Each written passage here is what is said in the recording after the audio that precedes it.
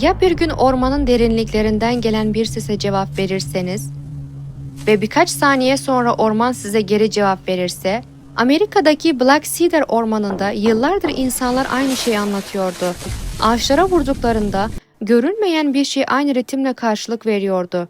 Bazıları bunun Bigfoot olduğunu düşünüyordu. Bazıları ise ormanda saklanan bilinmeyen bir şey. Gerçeği ortaya çıkarmak isteyen belgeselci Ethan Brooks ve ekibi bölgeye gitti. İlk gün hiçbir şey bulamadılar ama ormanın derinliklerine indiklerinde her şey değişti. Çünkü yaptıkları her vuruşa bir cevap geliyordu. Üstelik sesler giderek onlara yaklaşıyordu. Daha sonra terk edilmiş bir tesis, gizemli bot izleri ve onlarca yıldır kayıp olan bir adamın dosyası ortaya çıktı. Ve ekip çok geçmeden şunu fark etti. Bu ormanda saklanan şey, insanların yıllardır düşündüğünden çok farklıydı. 2026 yılının Haziran ayında Amerika'da Bigfoot haberleri yeniden gündeme geldi. Washington ve Oregon eyaletlerinden gelen yeni ihbarlar yıllardır devam eden tartışmaları tekrar alevlendirmişti. Bazı kişiler ormanlarda dev ayak izleri gördüklerini söylüyordu. Bazıları ise geceleri ağaçlardan gelen gizemli vurma sesleri duyduklarını iddia ediyordu. Uzmanların büyük bölümü bu olayların doğal nedenlerle açıklanabileceğini düşünüyordu. Ancak bazı bölgelerde onlarca yıldır aynı seslerin rapor edilmesi dikkat çekiyordu. Bu bölgelerden biri de Washington eyaletindeki Black Cedar ormanıydı. Ethan Brooks 34 yaşında bir doğa belgeselcisiydi. Doğaüstü olaylara inanmıyordu. Kariyerini insanların yanlış yorumladığı, olayların arkasındaki gerçekleri ortaya çıkarmak üzerine kurmuştu. Bir akşam internette dolaşırken yeni yayımlanan bir haber dikkatini çekti. Haberde son 2 ay içinde Black Cedar ormanı çevresinde 17 farklı vurma sesi ihbarı yapıldığı anlatılıyordu. Tanıkların ifadeleri birbirine çok benziyordu. Bir kişi ağaca vuruyor. Birkaç saniye sonra ormanın derinliklerinden aynı ritimde cevap geliyordu. Bu durum Ethan'ın ilgisini çekti. Çünkü benzer olaylar onlarca yıldır rapor ediliyordu. Eğer ortada bir şaka varsa bile çok uzun süredir devam ediyordu. Bir hafta sonra Ethan, kameraman Ryan Foster ve ses uzmanı Megan Cole ile birlikte Black Cedar ormanına doğru yola çıktı. Kasaba oldukça küçüktü. Bölge halkı dışarıdan gelen ziyaretçilere alışkındı. Özellikle Bigfoot meraklıları sık sık buraya geliyordu. Ekip ilk gün çevredeki insanlarla konuşmaya başladı. Bir avcı sesleri 3 kez duyduğunu söyledi. Bir kamp görevlisi bazı geceler ağaçlardan gelen vurmaların kilometrelerce öteden duyabildiğini anlattı. Fakat herkes aynı şeyi söylüyordu. Kimse seslerin kaynağını görmemişti. İlk gece kamp kurdular. Kameralar yerleştirildi. Ses kayıt cihazları çalıştırıldı. Sabaha kadar beklediler. Hiçbir şey olmadı. İkinci gün ormanın daha derin bölgelerine girdiler. Yürüyüş sırasında Ryan büyük bir ağacın gövdesine yumruğuyla vurdu. Ses çevrede yankılandı. Birkaç saniye geçti. Sonra uzaktan aynı ses duyuldu. Üçü de durdu. Ryan gülümsedi. Tamam işte bu ilginç.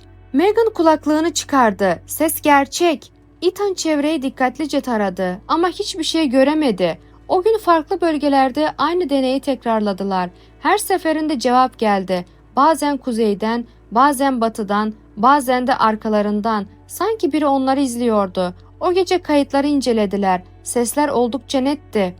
Ama yönlerini tam olarak belirlemek mümkün olmuyordu. Megan ses frekanslarını analiz etti. Bazı sesler doğal görünüyordu. Bazıları ise bir insanın bilinçli olarak oluşturduğu ritimlere benziyordu.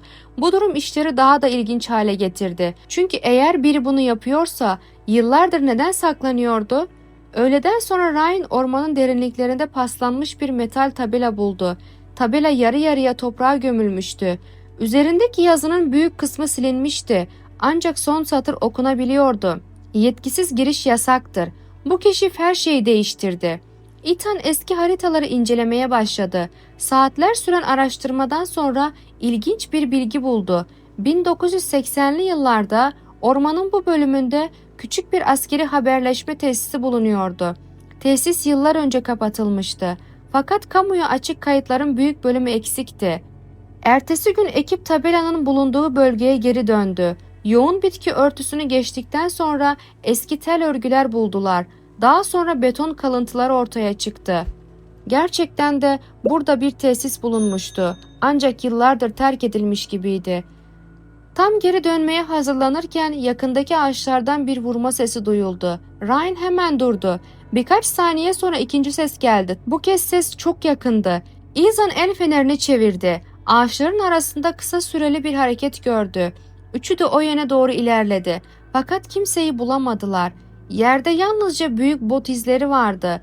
Bu noktadan sonra ekip huzursuz olmaya başladı. Çünkü artık seslerin rastgele oluşmadığını düşünüyorlardı. Birileri gerçekten onları takip ediyor gibiydi. O gece Ethan eski tesis hakkında daha fazla bilgi toplamak için kasaba arşivlerini ziyaret etti. Saatler süren incelemenin ardından dikkat çekici bir dosya buldu. Dosya 1987 yılına aitti. Tesisin güvenlik görevlilerinden biri kaybolmuştu. Adı Walter Pierce'tı. Olay raporunda şu cümle yer alıyordu. Gece saatlerinde tesisten gelen vurma sesleri araştırılacaktır. Dosyanın devamı eksikti. Walter Pierce hiçbir zaman bulunamamıştı. Bu bilgi Ethan'ın aklından çıkmadı.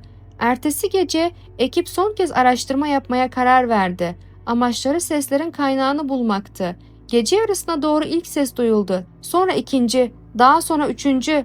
Ses doğrudan eski tesisin bulunduğu bölgeden geliyordu. Üçü de el fenerlerini açarak sesi takip etti. Beton kalıntılarının bulunduğu noktaya ulaştıklarında beklenmedik bir şey fark ettiler. Toprağın altında hala çalışan eski bir havalandırma sistemi vardı.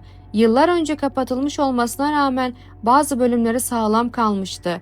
Rüzgar belirli açılardan içeri giriyor ve uzun metal tüneller boyunca ilerleyerek vurma seslerine benzeyen yankılar oluşturuyordu. Yıllardır rapor edilen seslerin büyük kısmı sonunda açıklanmıştı. Ancak bot izleri hala cevap bekliyordu. Araştırmaya devam eden ekip beton yapının arkasında gizlenmiş küçük bir kapı buldu. Kapı içeriden kilitliydi. Polis çağrıldı. Kapı açıldığında içeride yaşlı bir adam bulundu. Uzun sakallıydı. Oldukça zayıftı ama sağlıklı görünüyordu. Kimlik kontrolü yapıldığında ekip şok oldu. Adamın adı Walter Pierce'tı. 1987 yılında kaybolduğu bildirilen güvenlik görevlisi. Tam 39 yıldır resmi kayıtlara göre kayıptı. Walter ilk başta konuşmak istemedi. Saatler sonra gerçeği anlattı. Tesis kapatıldıktan sonra yalnız yaşamayı seçmişti. Şehir hayatından uzaklaşmıştı. İnsanların bölgeye yaklaşmasını istemediği için zaman zaman ağaçlara vuruyor, sesleri taklit ediyor ve meraklı ziyaretçileri korkutuyordu. Bulunan bot izleri de ona aitti. Ryan şaşkınlıkla sordu. "Bunca yıl burada tek başınıza mı yaşadınız?" Walter hafifçe gülümsedi. "Evet." Ethan son sorusunu sordu. "Peki insanlar neden yıllardır bunu Bigfoot sanıyor?" Walter pencereye doğru baktı. Sonra sakin bir sesle cevap verdi. "Çünkü insanlar gerçeği değil, inanmak istedikleri şeyi arıyor." Birkaç hafta sonra Ethan'ın hazırladığı belgesel yayınlandı. Milyonlarca kişi izledi. Black Cedar ormanının gizemi büyük ölçüde çözülmüştü. Ortada ne Bigfoot vardı ne de doğaüstü bir olay. Yalnızca terk edilmiş bir tesis, rüzgarın oluşturduğu sesler ve onlarca yıl boyunca gözlerden uzak yaşamış bir adam. Fakat videonun sonunda Ethan tek bir cümle kurdu. "En ilginç şey seslerin kaynağı değildi.